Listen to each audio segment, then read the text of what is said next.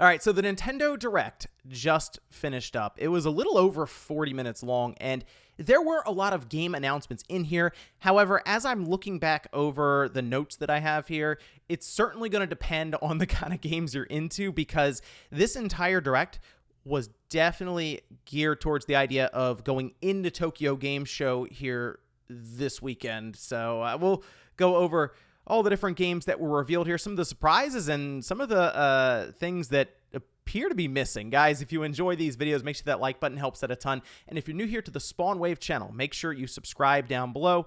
Also, check out Newswave this morning. We still talked about State of Play, the situation with Microsoft and 343, and surprisingly called out one of the big games in here just randomly towards the end. Anyway, let's start from the top. Fire Emblem Engage. Yes, there's another Fire Emblem coming out. We already knew about this because it leaked out with some pretty grainy looking screenshots. The game here, though, with the presentation, looks very good. Like, visually, it is impressive stuff. It's coming out January 20th, and they have a Divine Edition with an art book and poster. So, hey, Fire Emblem fans, I'm sure, are pretty happy with the output right now that they're seeing on the Switch. It Takes Two, that was also leaked out, and that is going to have local wireless with one copy of the game, because they kind of have that friend pass, which I think is great. Works really well with the idea of the Switch, where you can have a couple of people get together with their own systems and just play wirelessly. That's coming out November 4th. Then we had Fatal Frame Mask of the Lunar Eclipse. This is the first time it's releasing in the West. That is coming out early 2023. Xenoblade Chronicles 3 Wave 2. There's a new hero that will be added, and they're going to have challenge battles as well. That's October 13th. SpongeBob SquarePants, The Cosmic Shake. That's 2023. Fitness Boxing, Fist of the North Star, March 2023. That was an interesting one out of left field.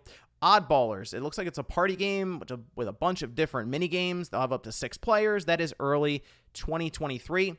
Tunic is coming to the Switch, and hey, shout out to the person who made this game. I think like one person really developed this thing. Not only did they get the Game Pass deal, but then they also had the release on PlayStation, and they're getting the release on Switch. That's September 27th there. That is a game that makes a lot of sense for the Switch, considering it is definitely modeled after The Legend of Zelda, specifically the isometric viewpoint Zelda games. But Tunic's very good. I recommend checking it out. Front Mission remakes. We had already heard about the first and second one, but we have a release date now for the first one, that being November 2nd, 2023. And what's interesting here is Front Mission 3 is coming in the future. That was a PS1 game that I guess they'll be remaking here as well. The second one will be sometime in 2023. Story of Seasons, A Wonderful Life is coming out summer 2023. And I think we're all realizing that there are a lot of like farming life simulator games that we are seeing in these presentations. And there are actually a couple in this one for the Direct as well. And I'm starting to think, because game development takes years to accomplish to get a game out the door, I sort of wonder if a lot of these farming games are the result of Stardew Valley's success and other developers and companies realizing that, then putting plans in motion for their own like life simulator farming game years ago, and we're just now starting to see them coming out. So that's the best explanation I can see here with how many are popping up. Splatoon 3, we're having the Splatfest for gear, grub, and fun, whatever I guess you would think to bring to a deserted island. That will run September 23rd to the 25th, with more free updates coming in the future. This is how you do it with a live service game that has a roadmap like Splatoon 3. You get to the content pretty quickly after it's come out, and we know it had a massively successful opening, so hey, good to see Nintendo putting the support in for Splatoon 3 with the next Splatfest. Octopath Traveler 2. Did not expect this one. 8 new travelers. They also have day and night actions. That's February 24th. Fae Farm, again, another farming game that's coming out spring 2023. Theater Rhythm Final Bar Line, 385 songs categorized by game, celebrating the 35th anniversary of Final Fantasy, February 16th. Mario Rabbids Sparks of Hope, I'm ready to pick this one up. I didn't need to see any more, but that's out in a little over a month now. Rune Factory 3 Special, that's 2023, and then a new Rune Factory is in development.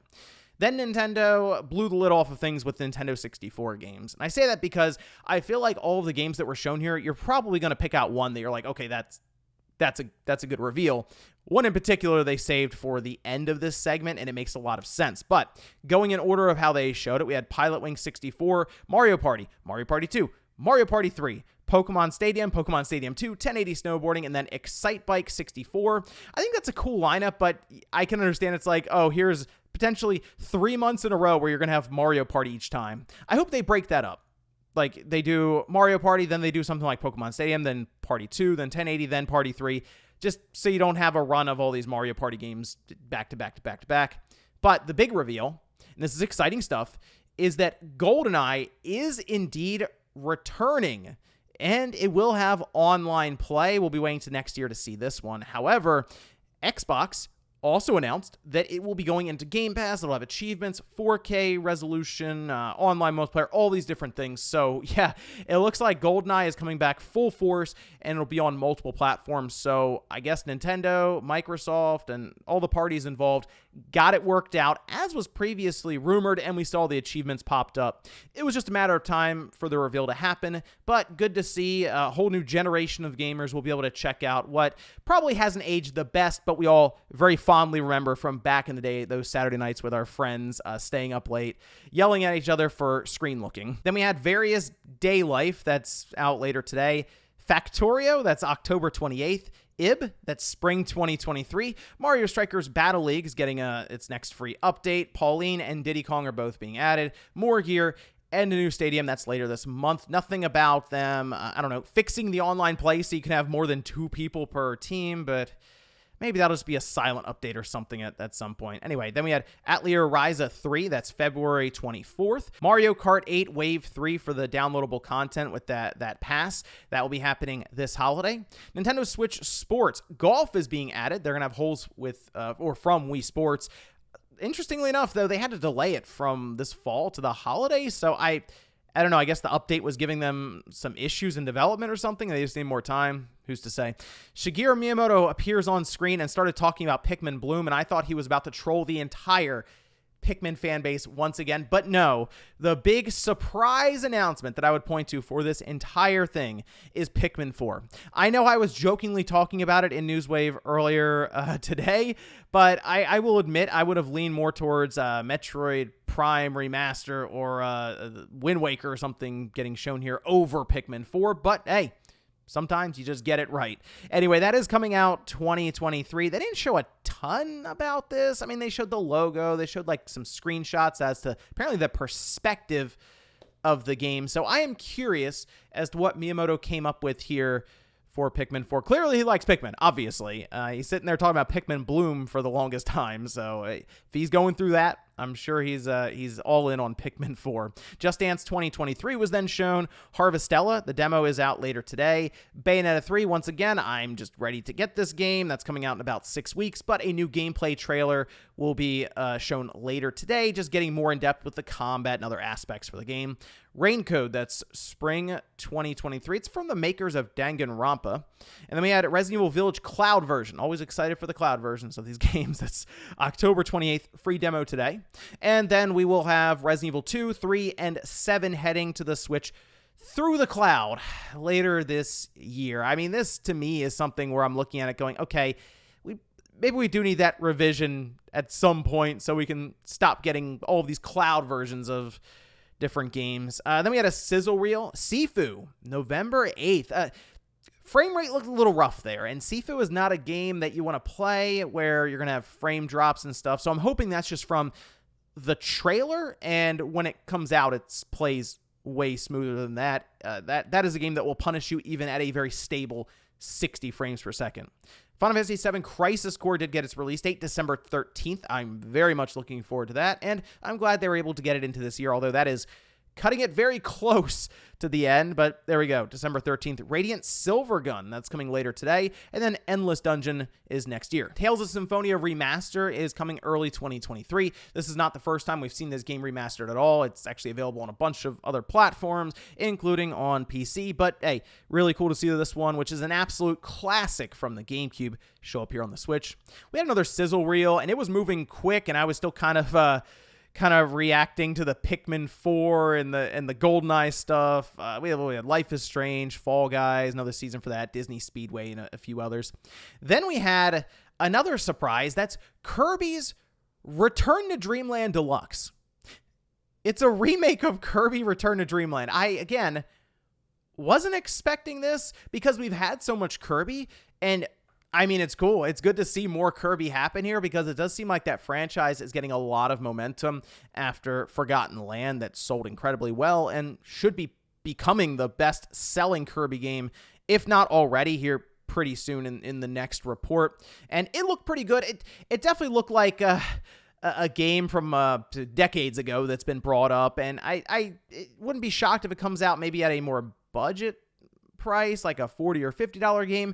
However, Kirby fans, I'm sure, are really excited to see that. That's February 24th, so Nintendo kind of setting up their first quarter of 2023. And then the big closeout.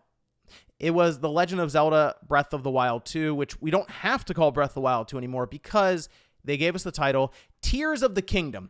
Makes sense why the UK Nintendo channel did not stream this game now, if you think about that title, but Tears of the Kingdom certainly gives you that sense of, I guess, an overall maybe defeated feeling, and Link exploring this world with more of an ominous tone. And I like what they're showing, but wow, it's the gameplay sequences. The snippets are so quick that I feel like when we eventually get the big blowout for gameplay, it is going to be something special here because I think they're cutting around a lot of stuff that they're waiting to show here. However, we got the release date. It's May 12th. So that is still spring, as they had said. And that's kind of what I was thinking, that it wouldn't be like April or something. It would be closer to like May or June. And here we are now with that May 12th release. Now, there were some notable omissions here because we had a lot of rumors and reports around specifically two titles that a lot of places seemed very confident would be here.